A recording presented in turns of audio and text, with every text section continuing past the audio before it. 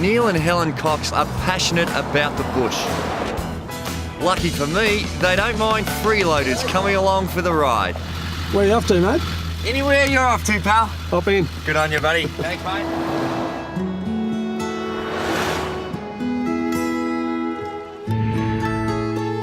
Neil and Helen are taking me into Victoria's high country. I've got to confess, I'm new at four-wheel driving, but Neil thrives on it. What pushes the buttons for you when it comes to the four-wheel driving? Yeah, well, certainly the sense of adventure has always been a major part of it. Yeah. But I don't think there's any better feeling than when you get out of the grasp of the city and you're out on the open road. It's a big drop down there, mate. Yeah, I know, yeah. I'll try and keep away from that.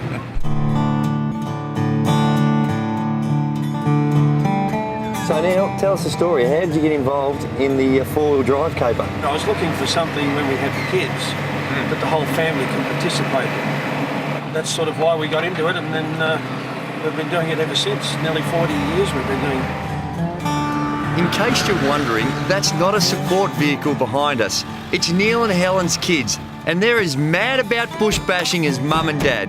This is Pops, the grand poobah of them all, and he got you into this four-wheel driving. Yeah, no choice at all. No, probably no choice, but we haven't looked back really. We still enjoy it. They'd whack you in the back of the car and just say, hold on, strap in, buckle up. Yeah. Absolutely. Oh, not even buckle up then. Yeah, no, back then it was just wherever you could sit, wherever you could fit. Yeah. Time to hit the dirt. So Neil, what's the main thing I need to concentrate on? Well, you know, you've got to watch literally almost dead in front of you all the time because in four-wheel drive tracks, anything can come up. Holes, big rocks. Whoa! Crikey! What the? Jeez, Neil, where's the instruction, mate? There's the ones you go slow at, I forgot to tell you. Right, thanks for that. In spite of my driving, if you can call it that, we all make it up the mountain in one piece. Neil, how'd I go, mate? You're starting to get good at missing the holes now, which is good. That's good. Our destination in the Victorian Alps is Craig's Hut, made famous in the Man from Snowy River movies. It's a wonderful view up here. It's got to be one of the best in the mountains, I reckon. It's a beauty, absolute beauty. For Helen and Neil, this is a trip down memory lane. We actually cut our teeth in the mountains. That's where we started our four-wheel driving. It's a 40-year adventure that's taken them from the bottom of Africa to the top of Britain and the length and breadth of Europe. Whoa, love the hats, guys.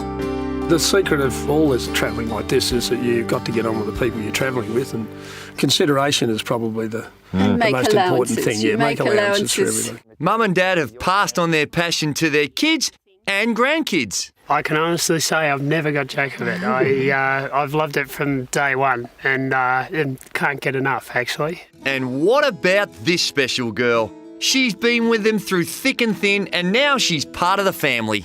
We call her Effie. Now, why Effie? Bit of a Greek name, isn't it? No, it's a Ford F250. Effie. So Effie is Makes what sense. it ends up. Now, you've had some hairy experiences. We did get a bullet hole. Here, I've patched it up, but yeah, we're pretty sure it was a bullet. Where was that? Where did you cut them? Somewhere in Africa. We didn't hear it, we didn't see it, nothing.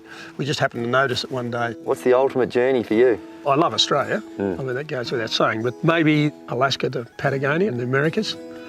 And then we've pretty much covered right around and up and down. And, yeah, so we haven't done too badly. Well, if I can conquer the mountain, anyone can. Why don't you jump on the website and check out all the fantastic things you can do when you four-wheel drive in the high country. Wineries, horse riding, what an adventure. You look as though you're born in the saddle, mate. My groin certainly doesn't feel like I've been born in the saddle.